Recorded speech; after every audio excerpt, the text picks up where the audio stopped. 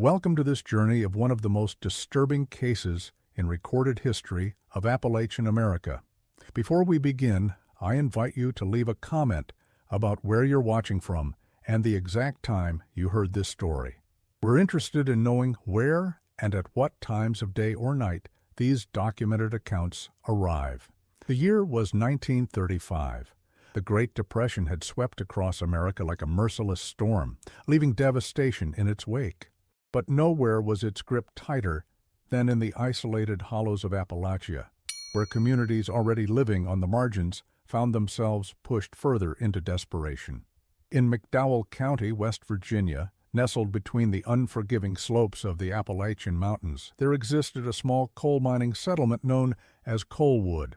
This company town, owned entirely by the Coalwood Mining Company, consisted of roughly 400 souls trying to survive in the shadow of economic collapse. Among the weathered clapboard houses that dotted the hillsides lived Edgar and Constance Blackwell. Their story would have remained buried in the forgotten annals of local history had it not been for the discovery of certain documents in 1967 during the demolition of the old Coalwood General Store. What initially appeared to be a mundane collection of ledgers and correspondence soon revealed something far more disturbing, a mystery that an entire community had conspired to forget. According to the county records discovered during that demolition, Edgar and Constance Blackwell were officially listed as having moved to Pittsburgh in the summer of 1936. The transfer papers were properly signed and notarized, the address in Pittsburgh meticulously recorded. Yet, when researchers in the 1960s attempted to trace the couple to this Pittsburgh address, they found it had never existed. The street name was real, but the number placed the house in the middle of the Allegheny River. More curious still was the fate of the Blackwells' home in Coalwood. Unlike most abandoned properties which would have been quickly reassigned to another mining family in the resource-starved 1930s, their modest house remained standing, untouched for decades. No one moved in, no one claimed ownership. The mining company, which owned every other structure in town, somehow never repurposed or demolished it. It simply stood, gradually yielding to the elements, preserved like a museum to something the townsfolk collectively agreed never to discuss. The question that haunted researchers was simple. What happened to the Blackwells in that remote Appalachian hollow, and why did an entire community conspire to erase them from memory? Before the events that would forever mark the Blackwell name in the hidden history of Appalachia, Edgar and Constance led what appeared to be a quiet, unremarkable life. Edgar worked as a bookkeeper for the Coalwood Mining Company, one of the few men in town who didn't descend into the dark pits each morning. His position granted the couple certain privileges: a slightly larger home, a small salary supplement, and most importantly, clean hands at the end of the workday.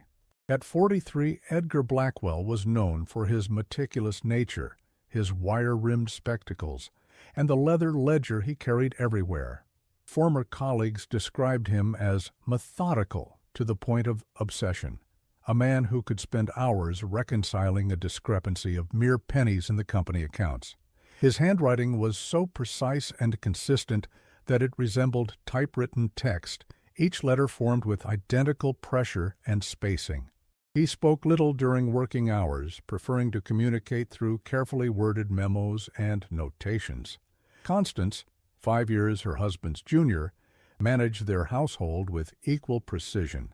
The daughter of a school teacher from Virginia, she had trained as a nurse before her marriage, though she never practiced in Coalwood. Neighbors recalled her as a woman of refined manners and education, somewhat out of place in a rough mining town. She kept her auburn hair neatly pinned, wore dresses that, while simple, were always immaculately pressed, and spoke with a slight Southern accent that she never lost despite her years in West Virginia. They had married late by the standards of the time, both approaching their 30s when they exchanged vows in 1925. More unusual still, they remained childless by choice rather than circumstance, a decision that raised eyebrows in a community where large families were the norm. When questioned about children, Constance would simply smile and say, "Edgar and I have other interests that occupy our time." Those interests, as far as anyone could tell, centered around books. Their home contained more volumes than the town's small library, covering subjects from geology and history to more esoteric topics like astronomy and ancient civilizations. Edgar was known to order scientific journals from as far away as Boston and Chicago, while Constance corresponded regularly with former classmates at the nursing school in Richmond. Their small white house stood somewhat apart from the others, at the edge of a wooded area that climbed up toward the ridgeline. Unlike most homes in Colwood, which were built identically by the company, the Blackwell residence featured certain refinements: a brick foundation instead of stacked stone, glass windows on all sides rather than just the front, and a small covered porch where Constance would sometimes sit reading in the afternoons. These modest luxuries, while hardly extravagant, nevertheless marked the couple as existing slightly above the desperate poverty that characterized most of Colwood.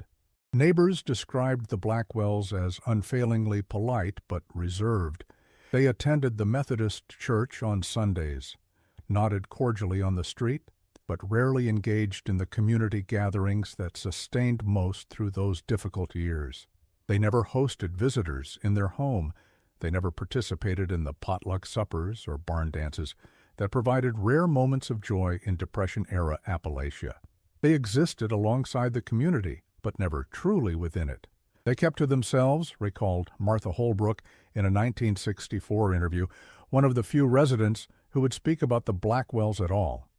Not unfriendly, mind you, just separate somehow, like they existed alongside us, but never truly with us. I remember once, during the bad winter of '33, when most of us were sharing what little we had, going house to house with soup or bread, I took some cornbread to the Blackwells. Constance thanked me at the door but didn't invite me in.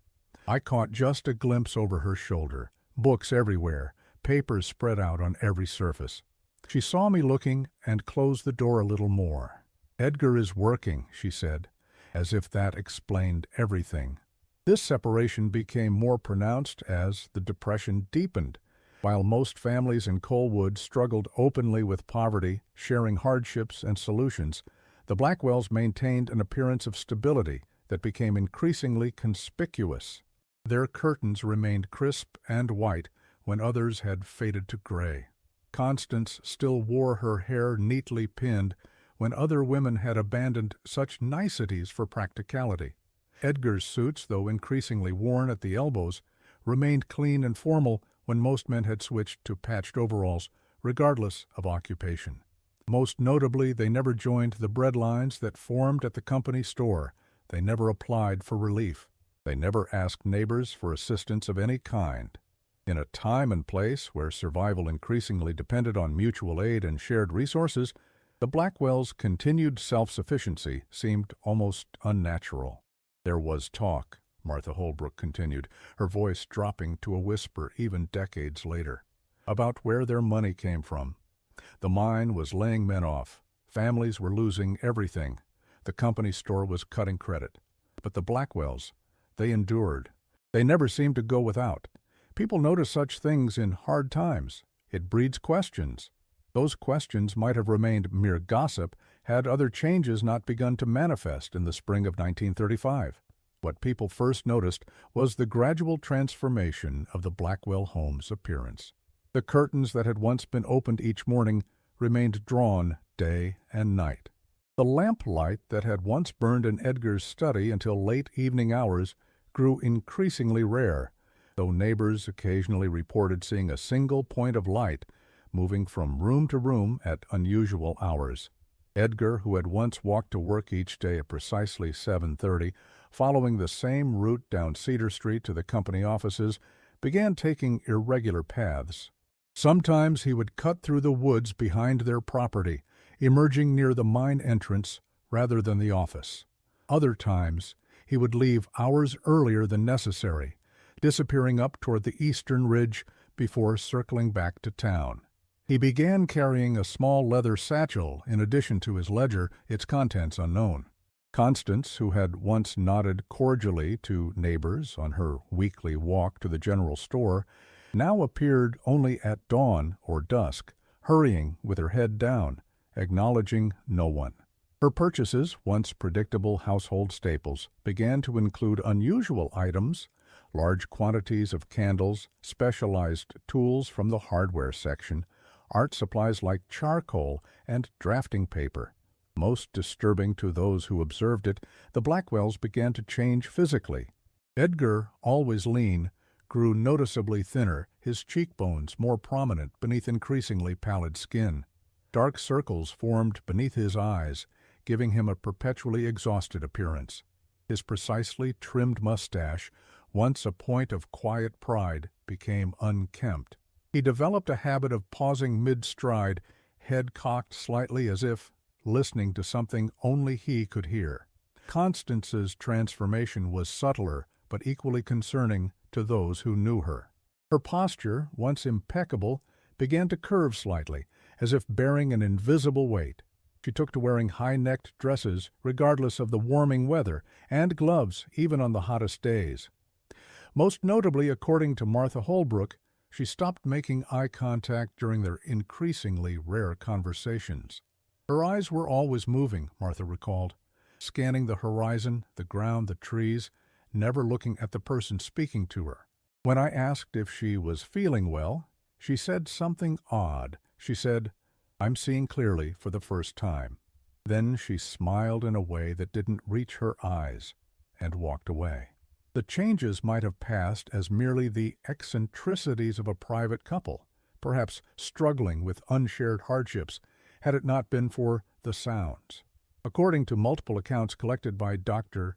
Samuel Garrison, a folklorist who documented Appalachian oral histories in the early 1960s, residents began to notice unusual noises coming from the Blackwell home in the spring of 1935. "It wasn't anything you could rightly name," said Harold Coleman, whose family lived on the neighboring property.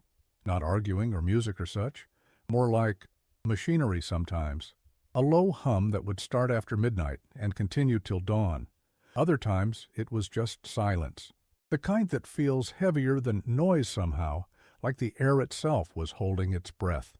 And sometimes, well, people didn't like to talk about it much, but sometimes there was what sounded like chanting, not in English or any language I ever heard, just this rhythm of sounds, rising and falling." Coleman's wife Eleanor was more direct in her recollection. "That house wasn't right anymore. Started in March, I think. You'd walk past and feel cold even on a warm day. Our dog wouldn't go near their property line, just sat and howled if we tried to make him, and sometimes, just sometimes, you'd catch a whiff of something chemical, like a hospital smell, but sharper."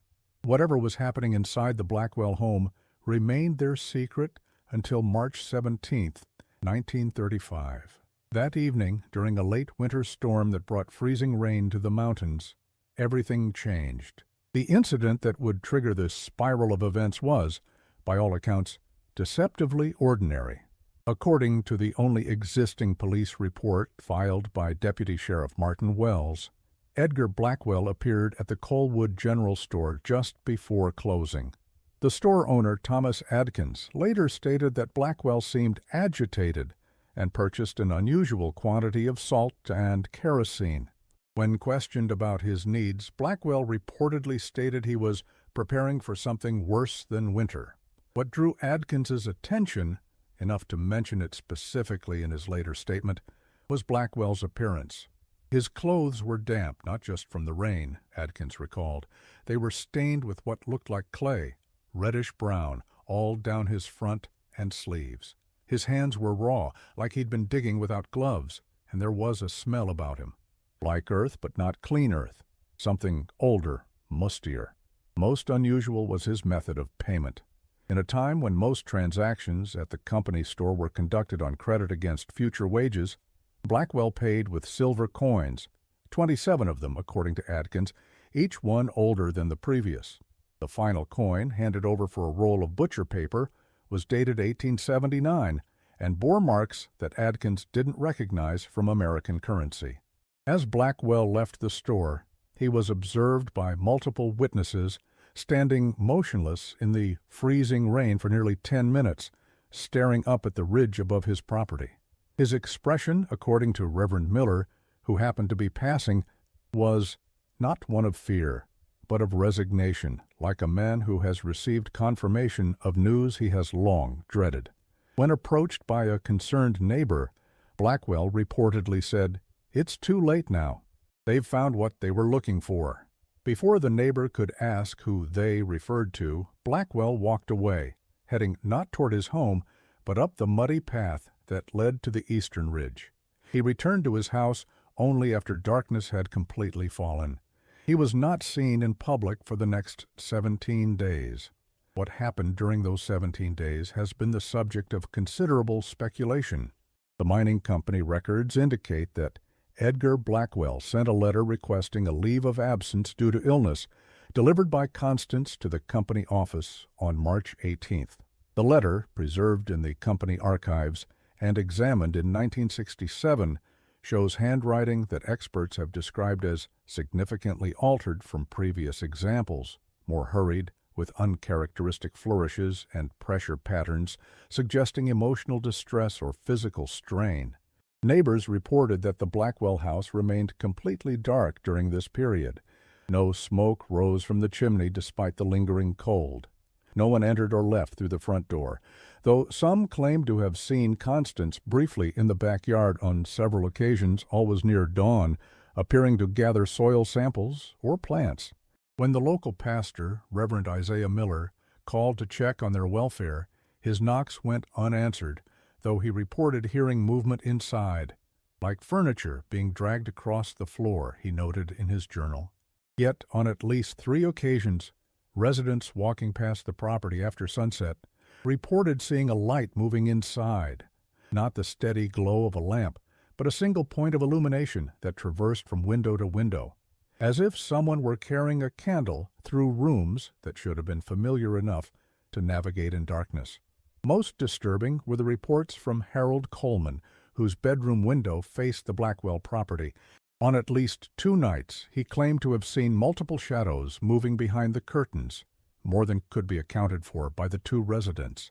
When asked if he thought the Blackwells had visitors, Coleman was emphatic.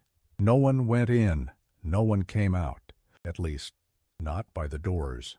On the night of March 27th, 10 days into the Blackwell's seclusion, several residents reported a strange illumination from the direction of their home, not from the house itself, but from somewhere in the wooded area behind it, closer to the base of the ridge. Eleanor Coleman described it as a pale blue light, almost like moonlight, but more focused, that rose from the ground and spread upward through the trees. The light lasted approximately 20 minutes before fading. The following morning, a fine layer of unidentified gray powder was found on windowsills and porches throughout the eastern side of town. On April 3, 1935, Edgar Blackwell reappeared in town as suddenly as he had vanished. He resumed his position at the mining company without explanation or apology for his absence. According to mine manager William Hartley's personal correspondence, discovered decades later, Blackwell looked significantly altered, gaunt to the point of emaciation, with a pallor suggesting severe anemia. Despite his apparent physical deterioration, Blackwell worked with renewed intensity, often remaining at the office long after others had departed. Colleagues described him as changed in ways beyond the physical. He spoke little, ate alone, and began carrying a small leather-bound notebook that he wrote in constantly but showed to no one. He developed new habits, washing his hands obsessively, stopping mid-task to press his ear against walls or floors, as if listening for something within, standing at windows staring up at the eastern ridge for long periods. Most notably, according to Hartley's records, Edgar now refused to handle any paperwork related to new excavations on the eastern ridge, an area previously under his accounting purview. He stated quite firmly that he would no longer track expenses for Shaft No. 7 or any operations within a half-mile radius of it, Hartley wrote to the regional manager. When pressed for a reason, he merely said, "That place is costing more than money." He suggested reassigning those accounts to Johnson, which I've done temporarily, though it's irregular. I'm concerned about Blackwell's health and stability. Consider medical leave if behavior continues. Constance Blackwell's reemergence into public life was similarly altered. Though she resumed her weekly visits to the general store, she now came at irregular hours and purchased unusual quantities of certain items: candles, string, black cloth, and vinegar. She ordered specialized botanical texts from Richmond and Baltimore. Most puzzlingly, according to Thomas Adkins' records, she began purchasing large quantities of photographic chemicals and equipment, though no one in town had ever known her to practice photography. Martha Holbrook recalled encountering Constance during this period and being struck by a physical change she struggled to articulate. It wasn't that she looked ill, exactly. She had always been a slim woman, pale-complected, but now there was something absent in her eyes, like she was looking through you to something far away. And her hands, they never stopped moving, twisting her wedding ring, straightening her collar, tapping patterns on whatever surface was nearest. When I asked after her health, she smiled and said, "We've discovered something wonderful, Martha, something that changes everything."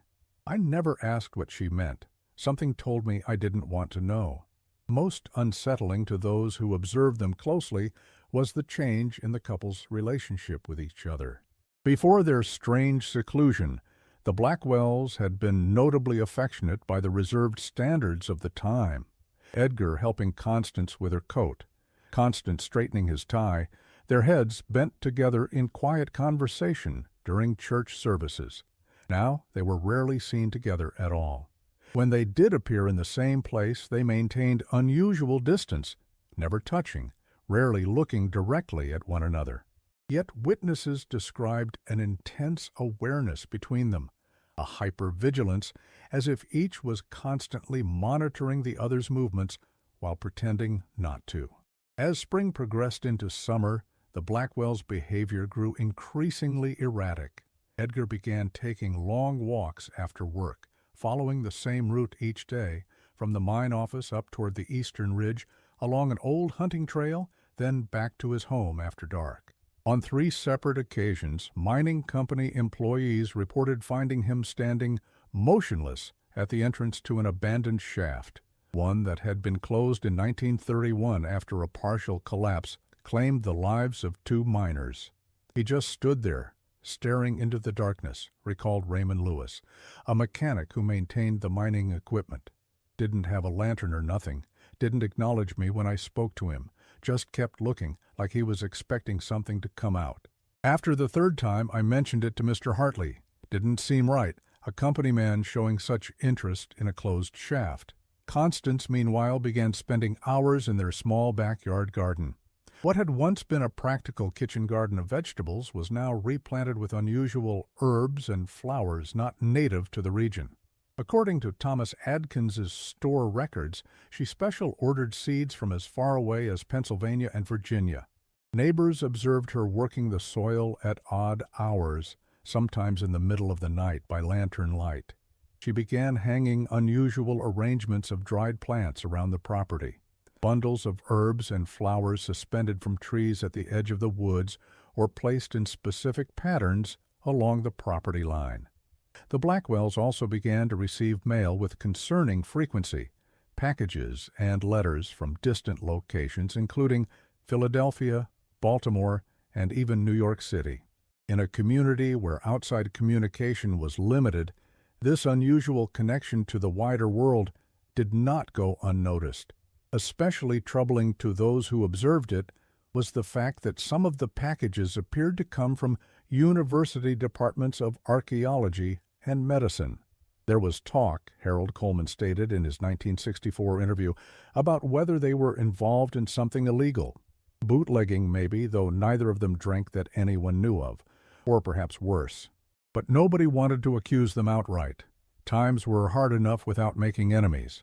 The community's unease might have remained merely that, a collective discomfort with the eccentric behavior of private people, had it not been for the discovery made by two boys in late July 1935.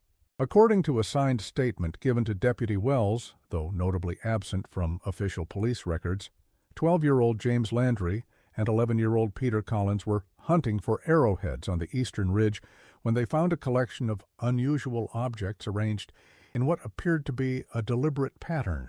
The eastern ridge had long been known to contain evidence of prehistoric settlements. Indigenous artifacts were commonly found there: arrowheads, pottery shards, occasionally stone tools. Local children often searched for such items to sell to passing antiquarians or keep as curiosities.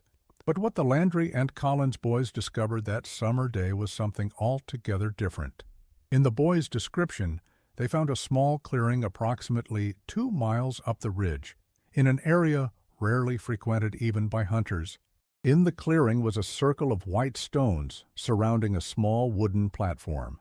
On the platform sat what they described as old books with strange writing, several glass jars containing unidentified substances, and a collection of what appeared to be surveying tools, a theodolite, measuring tapes, and various instruments the boys couldn't identify.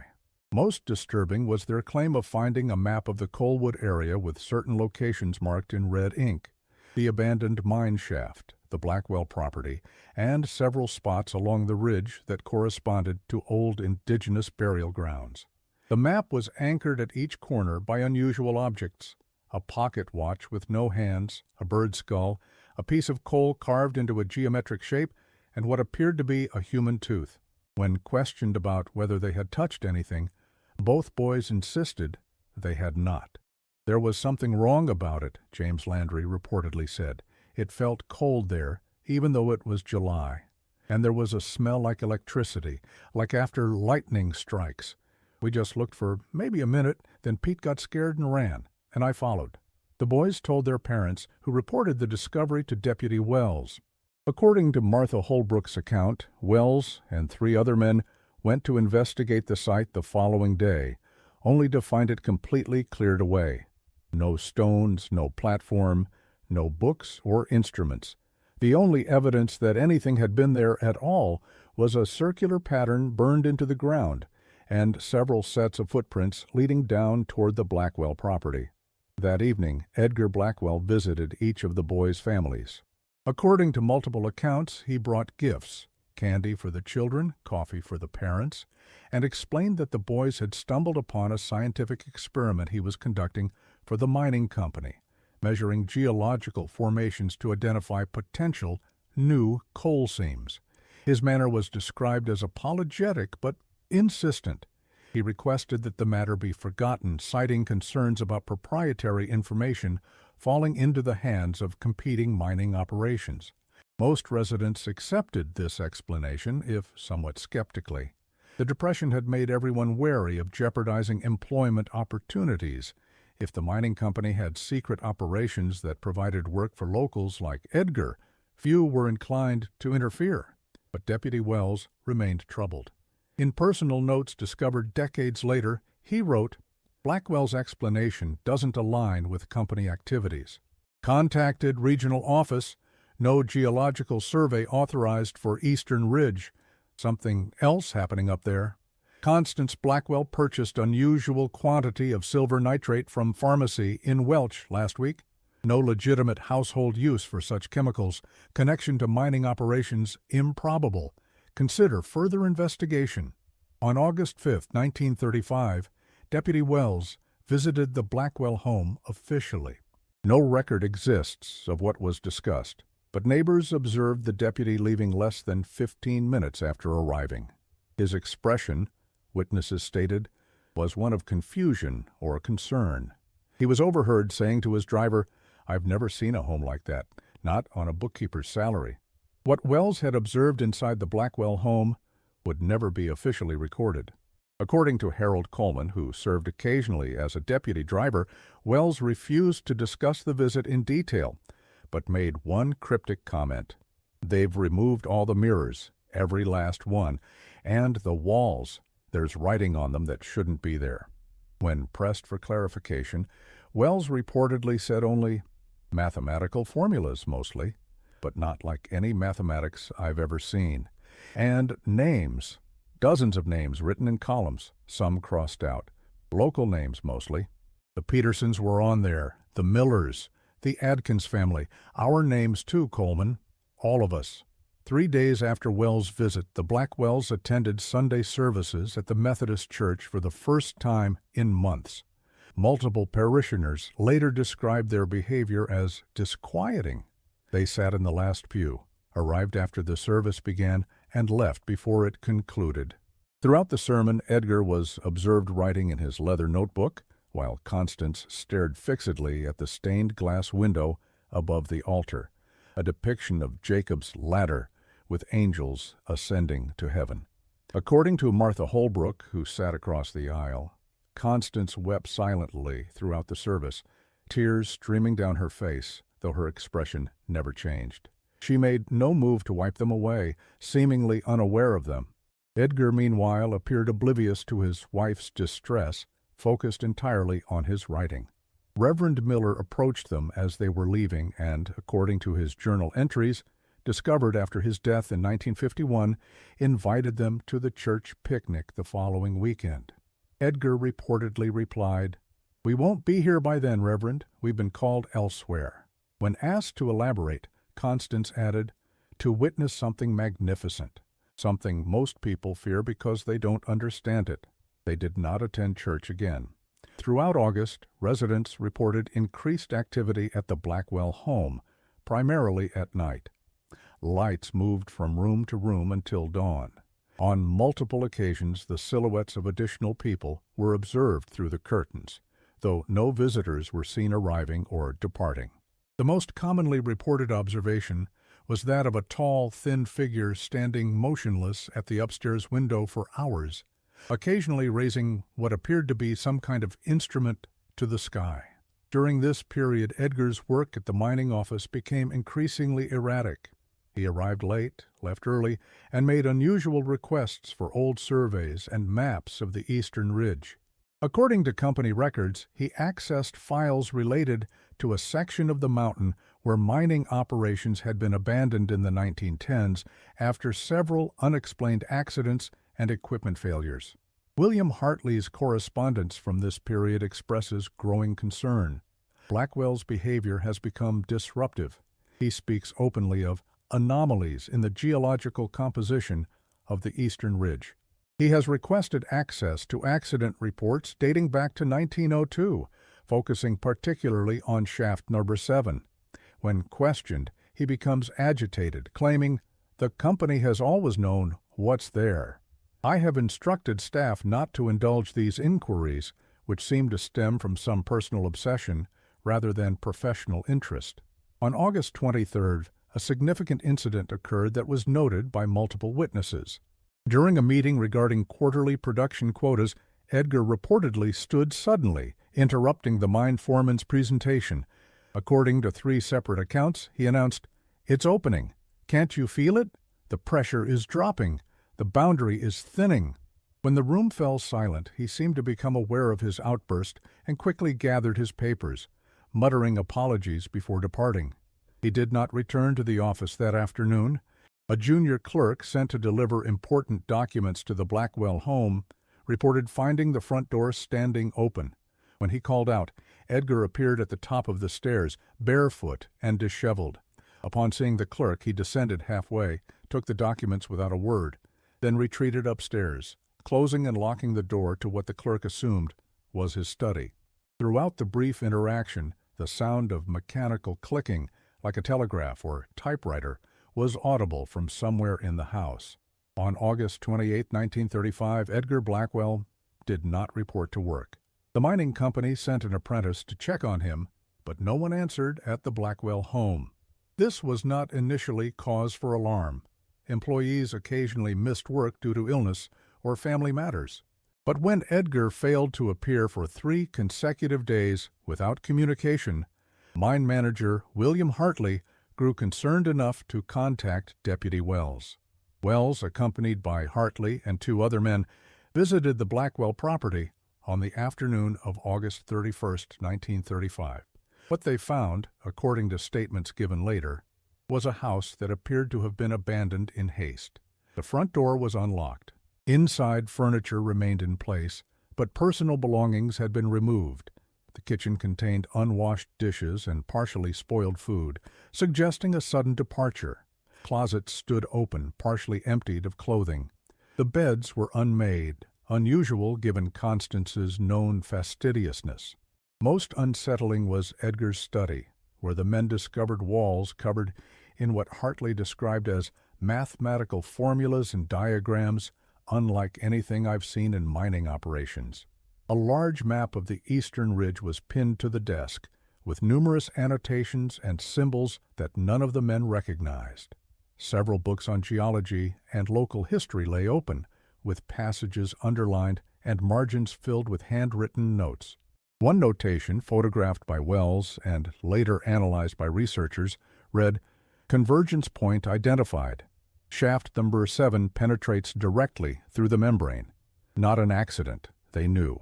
The 1902 expedition found it first. The indigenous people knew to avoid it, the cursed ground. Threshold weakening with lunar cycle. C. Experiencing auditory phenomena, visual manifestations limited to peripheral field. Physical symptoms manageable with preparation. There was no sign of the Blackwells themselves, nor any indication of where they might have gone. No luggage appeared to be missing. Their automobile, a black 1931 Ford Model A, remained in the small shed behind the house. Neighbors reported having seen no unusual coming or going, no visitors, no signs of struggle or distress. In what would later be considered the most significant discovery, Deputy Wells found a leather-bound journal concealed beneath a loose floorboard in the bedroom. Unlike Edgar's work ledger or the notebook he had recently carried, this journal contained entries dating back to their arrival in Colwood in 1929. The earliest entries, written in Constance's hand, described ordinary domestic matters, expenses, social calls, weather observations. But beginning in late 1934, the entries took a different turn. According to Wells' notes, the journal documented Edgar's growing obsession with geological anomalies in the eastern ridge. It referenced unusual readings obtained with instruments borrowed from the mining company, magnetic disturbances that affected watches and compasses, and, most alarmingly, sounds emanating from the sealed entrance of shaft Vector 7 that Edgar had begun to record and analyze. The final entry, dated August 27, 1935, was written in a shaky hand that graphologists would later confirm as Constance's. "Edgar insists we must go tonight. The calculations are complete. The alignment is optimal. He says we'll be the first to document what exists beyond the threshold. I fear we may also be the last. If anyone finds this record, know that we went willingly, though perhaps not wisely. Some knowledge demands terrible sacrifice. Some doors, once opened, can never be closed again. May God forgive us for our curiosity." Deputy Wells organized a search of the immediate area, which yielded nothing. He then expanded the effort to include the trails leading up to the eastern ridge, focusing particularly on the abandoned mine shaft that Edgar had been observed visiting. It was there, late in the evening of September 1, 1935, that the searchers made their discovery. According to the official report, the men found evidence that the sealed entrance to the abandoned shaft had been recently opened. The heavy wooden boards that had blocked the entrance since 1931 had been removed and stacked neatly to one side. Tools lay scattered nearby: picks, shovels, a winch mechanism that would have required multiple people to operate. Inside the entrance, they discovered Edgar's leather ledger containing what Wells described only as writings of a disturbed mind. Next to it lay Constance's silver hairbrush, several strands of her distinctive auburn hair still caught in the bristles. Most puzzling was the discovery of photographic equipment just inside the shaft entrance, a camera on a tripod, pointed into the darkness, with a timing mechanism attached. The camera's film had been exposed, but when developed later by Wells, showed nothing but solid black frames with strange, light-colored distortions that photography experts could not explain. The search party ventured approximately 50 feet into the shaft before encountering a collapse that blocked further progress. There was no evidence that anyone had been caught in the cave-in, but also no way to determine what might lie beyond it without significant excavation equipment. Given the notorious instability of the shaft, the very reason it had been closed years earlier, Wells made the decision to retreat and request specialized assistance. That assistance never arrived. According to county records, Wells's request for additional resources was denied by the sheriff's department, citing budget constraints and the absence of clear evidence of foul play. The mining company similarly refused to commit equipment to reopening a shaft they had intentionally closed, especially for what they characterized as a domestic matter rather than a company concern. In his personal journal, Wells expressed frustration and suspicion. Company response too quick, too firm. Hardly acted strange when I suggested bringing in state police. Said it would cause unnecessary complications. When I pressed about shaft number 7's history, he claimed records were lost in a fire. I don't believe it. Something about that shaft frightens them, something they've known about for years. What followed was, perhaps, the most disturbing aspect of the entire Blackwell case: the rapid and comprehensive erasure of their existence from Colwood's collective memory. Within days of the abandoned search, Edgar's position at the mining company was filled by a new bookkeeper transferred from another location. His employment records were modified to indicate a voluntary resignation, effective August 27, 1935. More surprisingly, county records were amended to show that the Blackwells had sold their property and relocated to Pittsburgh, though no deed transfer was ever recorded, and the house remained empty. When Reverend Miller attempted to raise the matter during a church service, reminding the congregation of their Christian duty to care for missing neighbors, he was met with uncomfortable silence. After the service, according to his private journals, several prominent community members suggested that some matters are best left to God's judgment alone. The following week, Reverend Miller announced he had accepted a position at a church in Kentucky. He departed Colwood within days, taking with him whatever additional knowledge he might have possessed about the Blackwells' fate. Deputy Wells, who had led the initial investigation, was reassigned to a position in the county seat of Welch shortly thereafter. His notes on the Blackwell case disappeared from the sheriff's department files.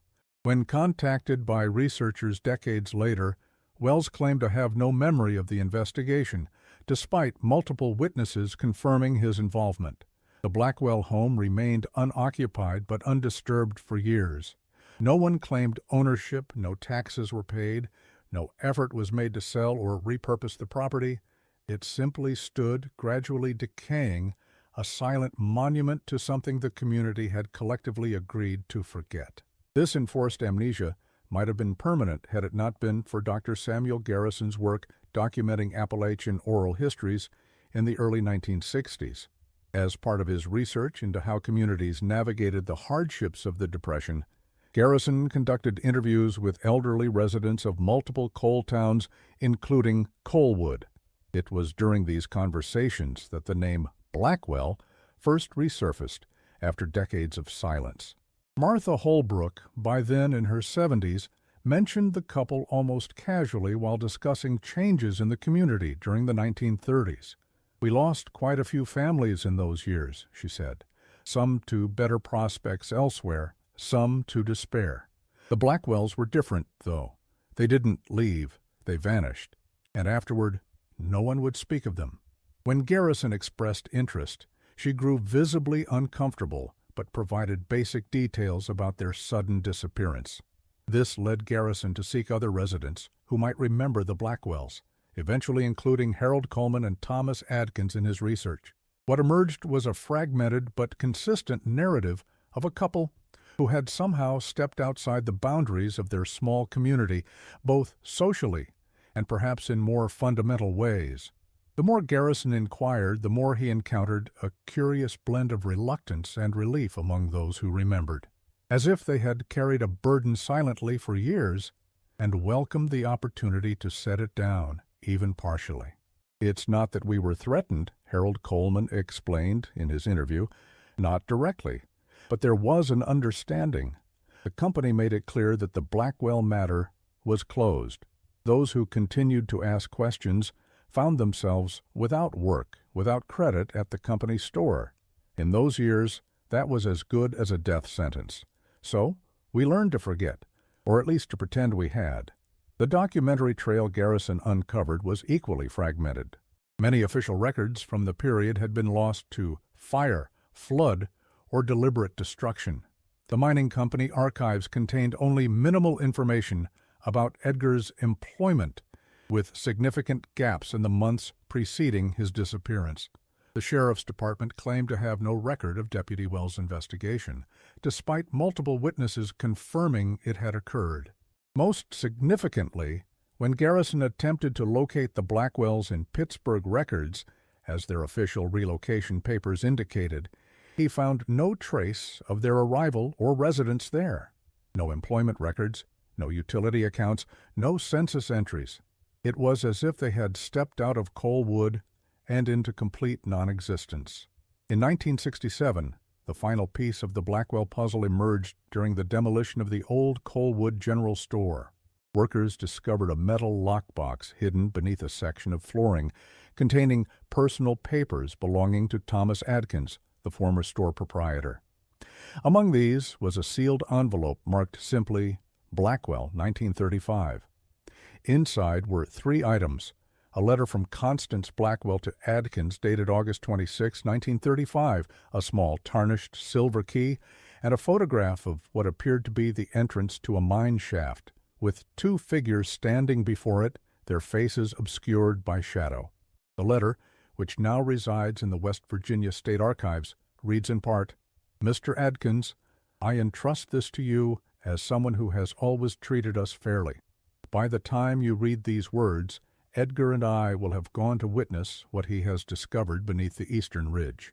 He believes it is a geological formation of unprecedented significance, something that challenges our understanding of what lies beneath these mountains. I confess I am not convinced, as he is, that what awaits us is merely scientific. The changes in him since he began studying the old mining reports, his sleeplessness, his compulsions, the endless calculations, suggest something more profound and perhaps more dangerous than a simple discovery. You may have noticed our preparations these past months, the experiments in our home, the materials we've gathered. Edgar believes they are necessary precautions for what we may encounter. I am less certain, but my devotion to him prevents me from allowing him to go alone into whatever waits in that darkness. Should we not return within 3 days, I ask only that you remember us, as we were before this spring. Whatever has called to Edgar from the darkness, whatever has compelled us toward this journey, it is not of our making or choosing. We are answering something that has waited patiently for generations, perhaps longer.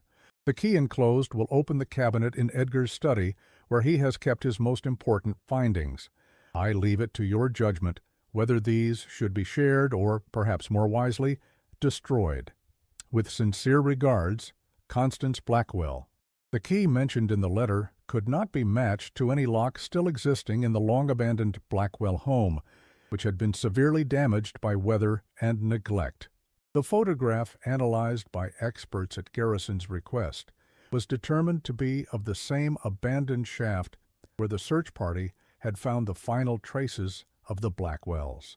Photographic analysts noted unusual distortions in the image, particularly around the entrance to the shaft, which they attributed to damage from improper storage.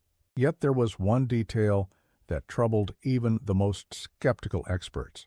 Though the photograph was ostensibly taken during daylight, the shadows cast by the 2 figures fell in opposing directions, as if they were being illuminated by different light sources. This anomaly could not be explained by any conventional photographic process known at the time.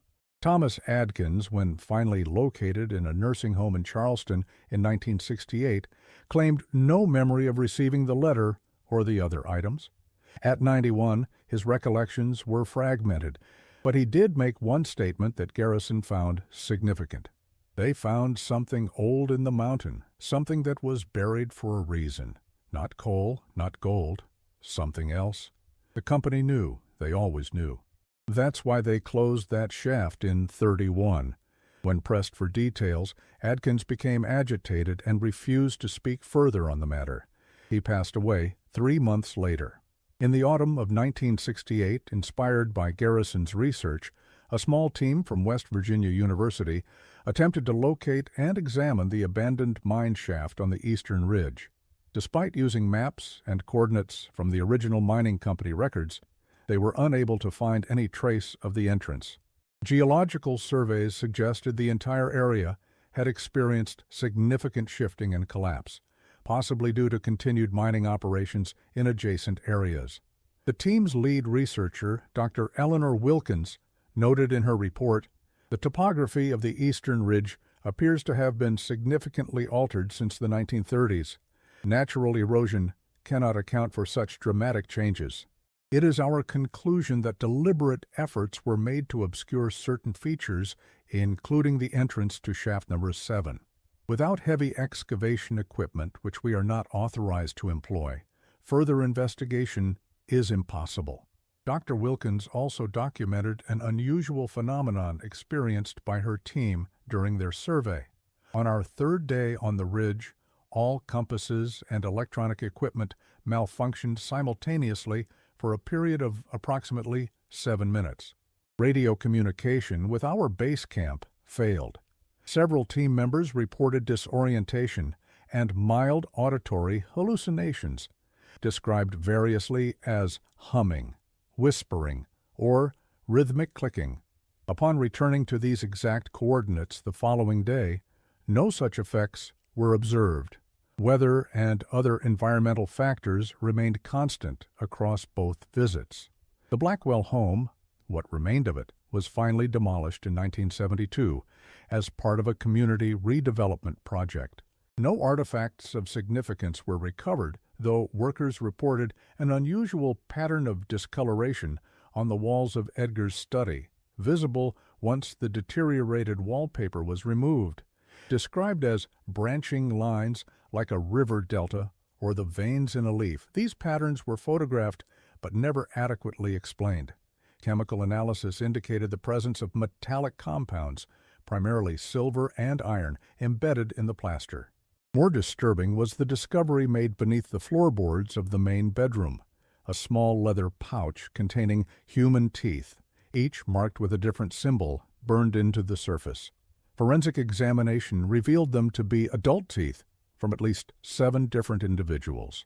The case was briefly investigated as a potential crime, but with no missing persons reports matching the estimated time period and no other evidence of foul play, the investigation was closed. Today, nothing remains to mark the presence of Edgar and Constance Blackwell in Coalwood. The community itself has largely vanished, a casualty of the declining coal industry and the economic devastation that followed. The few remaining residents have no connection to the events of 1935, no memory of the couple who vanished into the mountain. Yet, in the archives and memories preserved by researchers like Garrison, questions persist. What drew the Blackwells to that abandoned shaft? What transformation occurred in their home during those 17 days in March and April? What compelled an entire community to erase them from its collective memory? Perhaps most disturbing is the final notation in Dr. Garrison's research journal, dated November 1969. Reviewed mining company geological surveys from 1910-1931 for Eastern Ridge area. Multiple references to anomalous readings and equipment failures near shaft number 7. Company geologist Norman Phillips reported in 1922, instruments behave erratically in vicinity of eastern excavation. Compass needles spin rather than point. Barometric readings fluctuate wildly. Men report sensations of pressure in ears and behind eyes when working beyond the 200-foot mark. Phillips recommended abandonment of the shaft in 1924, 7 years before the official closure. His final report included a passage later struck from company records but preserved in his personal papers. There is something in the mountain that does not wish to be found. It affects the minds of those who draw too near. It alters their perceptions, their behaviors. I have observed men standing motionless for hours, staring at the rock face as if seeing something beyond it. I have heard educated men describing architectural structures where only rough-hewn tunnels exist. I join my voice to those of the local people who warned against digging here. Some doors, once opened, cannot be closed again. Phillips was transferred to a mining operation in Kentucky in 1925. The shaft continued to be worked for 6 more years.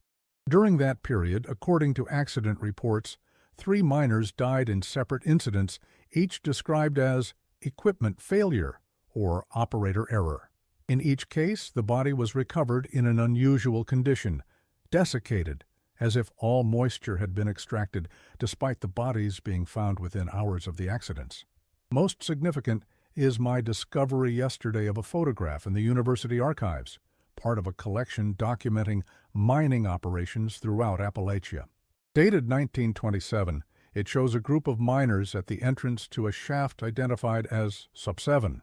Among them, standing slightly apart, is a man who bears a striking resemblance to Edgar Blackwell, 8 years before his disappearance and 2 years after his official employment records began at Coalwood.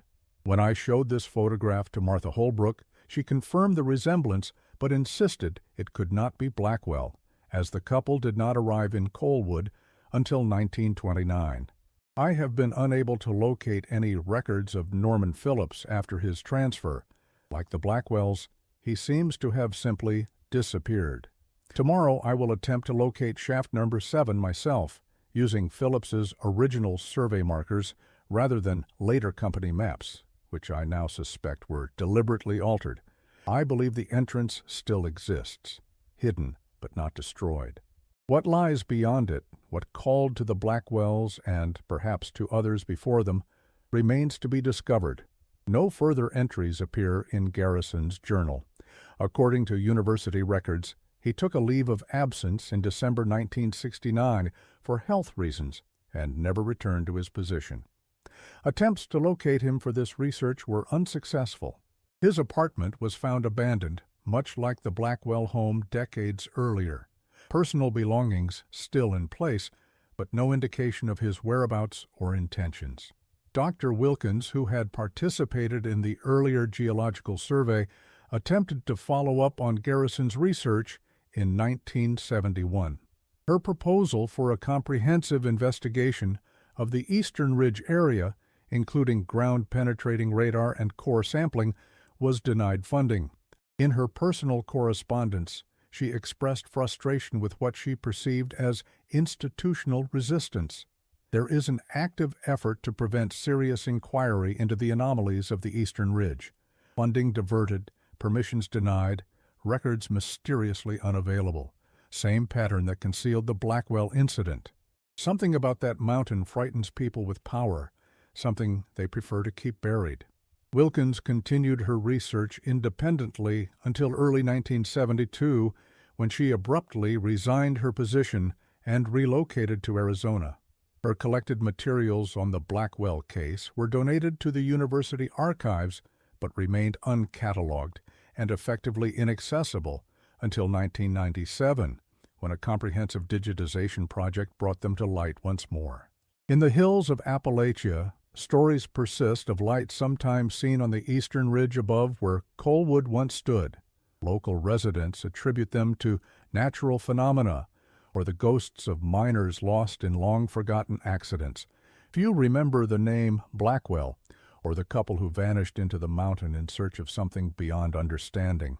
But in certain academic circles, in whispered conversations among those who study the hidden histories of Appalachia, the Blackwell case represents something more profound, a glimpse into the spaces where human knowledge meets its boundaries, where the solid ground beneath our feet reveals itself to be far less stable than we imagine. Periodic attempts to reopen the investigation have all met with similar obstacles: missing records, denied permissions, equipment failures in key moments. The most recent effort, a 2005 expedition equipped with modern geological survey technology, reported complete equipment failure upon reaching coordinates that should have corresponded to shaft number 7.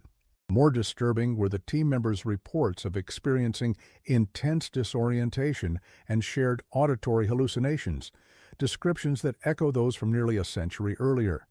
The land where Colwood once stood has been reclaimed by the Appalachian forest. The eastern ridge rises above it, seemingly unchanged by time or human intervention.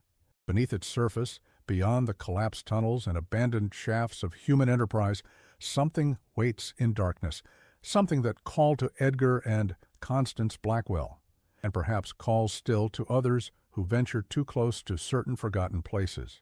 The answers, if they exist, remain buried in sealed archives, in fading memories, in the deep and ancient hollows of the Appalachian Mountains, where some secrets are kept not by human discretion, but by the earth itself. What truly happened to the Blackwells?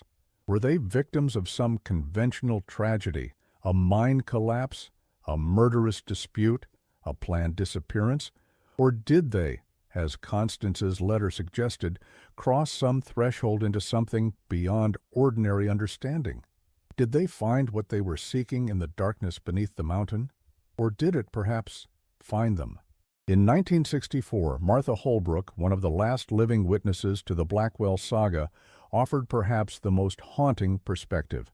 There are places in these mountains that don't belong to us, never did. The old people knew it. The indigenous folks before them knew it. Some boundaries aren't meant to be crossed. The Blackwells forgot that wisdom, or maybe they never learned it. They went looking for something old and patient, something that's been waiting, and I think they found it. God help them, I think they're still finding it.